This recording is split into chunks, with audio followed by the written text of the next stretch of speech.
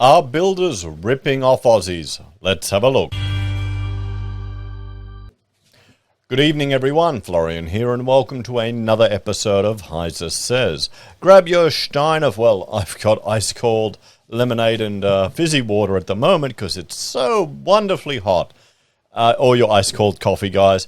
And let's discuss, a story that was shared to me by a viewer. And I hope you're all having a wonderful Christmas period. I'm sure many of you are already on holidays. So let's start by having a look at this. And the question I put to everyone, a bit of a clickbaity one, but that's YouTube.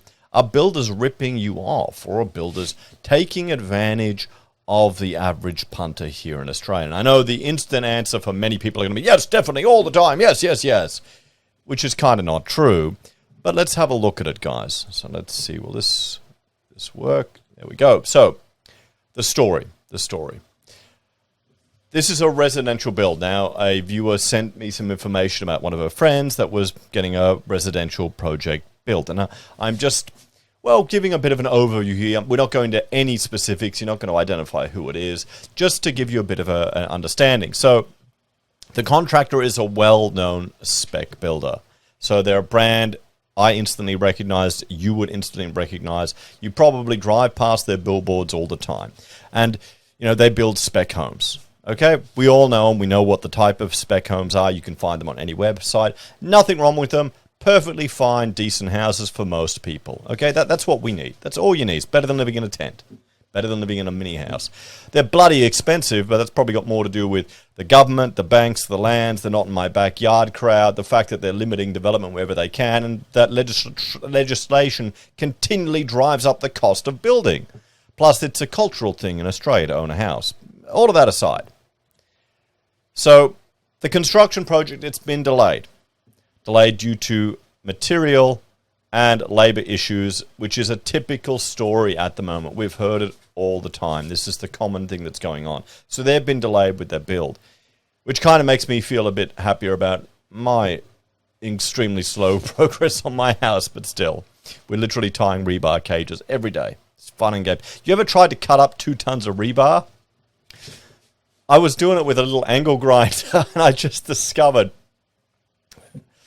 this is embarrassing, I just discovered a metal cutting drop saw, pretty much. I saw it on site when I was inspecting. I thought, that's awesome, I'm going to get one of them. Yeah, okay. It's fun.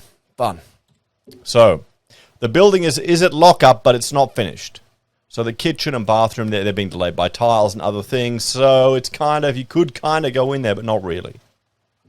And that's an important thing you have to remember. You don't, just because it's locked up, you don't want to occupy it, because when you occupy it, then you've technically declared practical completion. So you've got to keep that in mind.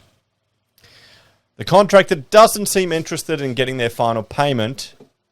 Okay, completion is dragging on, or they're just having trouble getting labor. So this is the perspective of the residential builder. Oh no, the client. This is the perspective of the client. The contractor may bloody oath want to get it finished, but they can't because they're struggling to get people to do the work for them. Now, the liquidated damages are set to just $20 a day. Now, does the average punter know what liquidated damages is in a construction contract? Do they know what they're for? And is this taking advantage of someone for a residential build?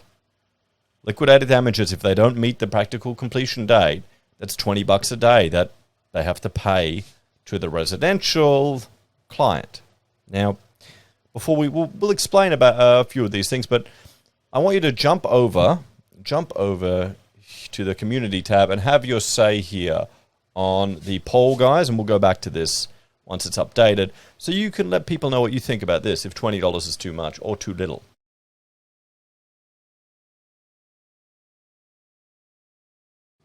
So, let's keep going. The question is, $20 per day an appropriate amount for liquidated damages for a residential build? Are builders taking advantage of residential clients? They're the two questions I'm putting to the spec builders. Now, $20 a day, that's $140 a week. It's not that much. Okay? It's not that much. It may be a lot of money for a YouTube channel, but it's not that much for, delays of a construction build. So what are liquidated damages? Now, they're used in construction contracts, and they are a pre-estimate of damages agreed between parties, and they're expressed in a contract. You don't need to have proof of a claim, so they're different to general damages or proof of a loss. You only have to have proof of a breach. And, we had an example would be, well, I'll give you one example from a job we had where we actually claimed some liquidated damages. This was a refurbishment job for a gymnasium in a multi-residential apartment building. And one of the costs associated with the build that the client had to bear, which is the body corporate, was the storage, the off-site storage for all the gym equipment. So they had to get everything taken off, removed, and stored. And there was a cost associated with that. So if the build went on longer than was anticipated, that would be an additional cost that they would have to bear. Now, because I was the impartial body in that decision, I argued that that was a fair and reasonable term that we agreed upon in the contract. One could argue maybe gym memberships for everyone in the building, which is just bullshit.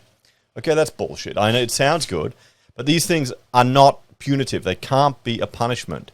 Liquidated damages cannot be punitive and must be fair and reasonable. If someone sets insane bullshit LDs in a contract and the builder signs it or the subby signs it out of desperation, you can fight that in court and it can get thrown out. Okay, you can't say, I need my Armani bags and bloody hell, I don't know. What do people, douchebags want? Uber Eats 5 times a day. And Uber trips everywhere, and I've got my OnlyFans commitment. And if I can't do all of that in my house, I need to get paid $10,000 a day. Okay, that any sensible judge would throw that out. But the question what I'm considering is this $20 seems really low, particularly in the current rental market for a residential build that's being delayed. So, unreasonable LDs can be challenged in court, and you have to justify your losses. So you can't just be making up stuff and think, oh yeah, I'm going to get at the builder, I'm going to get some money on him. They're different to general damages, which require proof of loss and are awarded by a court. So these are different things. These are what you set out at the beginning of a contract that both parties agree upon. Here's a question for you guys. Do people who engage builders get lawyers to review the standard construction contracts? I bet you they wouldn't. I don't blame them not to. That's a pain in the ass and an expense, but still. So it has to be all fair and reasonable. So what would be reasonable? What would I argue? Additional living expenses. So say you've got a build period of 9 months or whatever, 6 months, and it gets dragged out, so you have to extend your lease, so you have to live somewhere longer. You could make a fair and reasonable argument, I would say, that is an additional expense beyond what you were required to pay. So you could ask the builder to contribute all or some of the costs associated with that additional living expense, that additional rent. That seems quite fair and reasonable. Now, $20 a day, would that have even been enough a year ago? No, it wouldn't have. It wouldn't have. So I'd say it's not enough there. What about additional utilities or connections? That could be maybe if you're providing the power on site and you've got power somewhere else, I guess. Probably a bit harder to argue, particularly with internet moving all around. Storage costs. Storage costs, guys. That could definitely be one. If you've got to store a whole lot of stuff off-site to keep it safe, and that's dragging on because the construction project has blown out. Storage costs. Any other special amenities, perhaps? Here's one I want to put you, one that Rachel questioned. Additional commuting costs. Could you argue that? If you were, I don't know what builder would agree to that. I think they'd say, come on, yeah, bullshit. But additional commuting costs, if you have to live further out than when you're living, that petrol will add up. It will add up. I would argue rent definitely is. That's reasonable. And particularly if rent is going on, you've got additional costs there. That'd be the number one I'd be looking at. You'd say, okay, well, I want to make sure this liquidated damages can at least cover, I don't know, 50% of my rent or 100% of the rent beyond this date. Because, you know, or give them a bit of a buffer. What do you think, everyone? So, hang on. What happened there? Oh, I duplicated the slide. Yes, so let's jump over and have a look at what you have to say, what the viewers have to say here. Here we go, top left. Let's refresh it.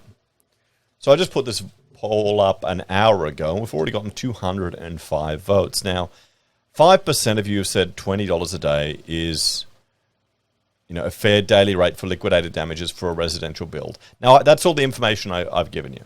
And I'm assuming most people would, I mean, because think about it, the construction cost shouldn't really play into it. It shouldn't really play into it. If you're a millionaire, you can live in a cheap house as well. Why not? You know, the rent shouldn't be the most expensive one. Maybe rent close to where you're living. Well, if it's a multi-million-dollar house, the rents are probably going to be insane there. So that's the thing. The expenses don't necessarily, I would argue, align exactly with a huge expensive build to a lower build. It's all the bullshit stuff that people can try and put on you. 4% are saying $50 a day. 13% are saying $100 a day. I think between $100 and $50 a day would be reasonable for a residential build. I mean, that's $700 a week. Maybe $500 a week, $400 a week for rent would be appropriate. But then again, the market changes. Some are saying $200 a day, and the majority are saying it depends, which is the reasonable answer because it does depend on a lot of factors. And the part of me doing this video is just to tell people about this concept. All of us in the construction industry, sure, we're familiar with the idea, but a lot of people aren't. And this is something something I tend to forget, to realize all these things that we are taught or we're used to, other people aren't. So that's why they will sign $20 a day. Yeah, that's fair and reasonable, and not realize that it probably isn't fair. It's probably not enough. So let's have a look at some of the comments that people are saying here. Here we go. The purpose of the question, I would say, is based on a standard build. Yep. A home I built in Victoria in 2009 charged out at $900 a week at the lockup stage. We had 3 air conditioners and 3 lots of pink bats stolen. We had 5 pallets of bricks, 35 meters of 150mm conduit stolen. We had temporary fencing nicked and a portal stolen. We had $26K vendor finance to repair a mistake with the footing being far forward. Over a period of 128 days, we recovered 85% of those costs and 100% of the interest due to drawdowns. We sued for the insurance premium, all paid by liquidated damages on a court order. Well, there you go. That sounds like a complete and utter nightmare, to be honest. That's much worse than people lasting a bit longer to pay your bloody get your tiles in. That sounds like horrible. Shit. Well, it's Victoria in 2009. There you go. James is going, in my opinion, LDs depend on the value of the construction revenue generated from the operations of facilities. General LDs are capped at 5 to 10% depending on the contract. Should only really be used as a last resort to spur a contractor on or to recover lost revenue due to contractor-induced delays. Turns relation pretty sour once acted, not a fun experience. Yeah, I mean, that's a good point. You don't want to start doing this. 5 to 10% of the contract, that's a lot. That's a lot. For a residential build? 0 if it's not in the contract. Otherwise, way too many ifs to simply pick a number. Well, it's a residential build. I'd say rent is the number one factor there in that. Because a lot of the other stuff that people are claiming, it's just bullshit. You know? What is liquidated damages for a building? Stefan's asking, and I believe we've explained it in the video here. Easy, what's the size of the project? And too many ifs, I'm a builder from Prancer. So there we go, guys. The majority of people saying it depends. And 22% are at $200 a day. I wouldn't be that high. I'd keep it between 50 and 100, to be honest, for a standard spec build. If I'm just considering the fact that Rent is the main cost, the additional expense that they're going to bear. If there are other expenses, you need to find them and justify them. So let me know your thoughts and opinions on that one, and we'll jump back to the... Guys, let me know your thoughts and opinions on this one. What do you reckon? Do you think liquidated... Well, do you think $20 a day for a spec build for a major spec builder, is that unfair or not? Is that the speccy taking advantage of the residential client? Feels like it. Not enough to cover the rental costs that people are going to bear.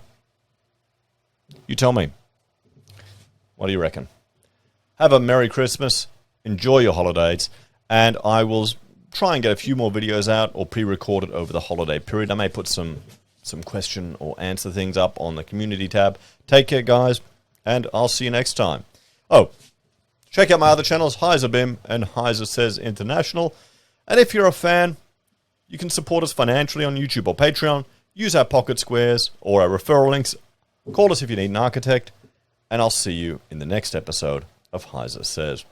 Bye for now, guys. Take care.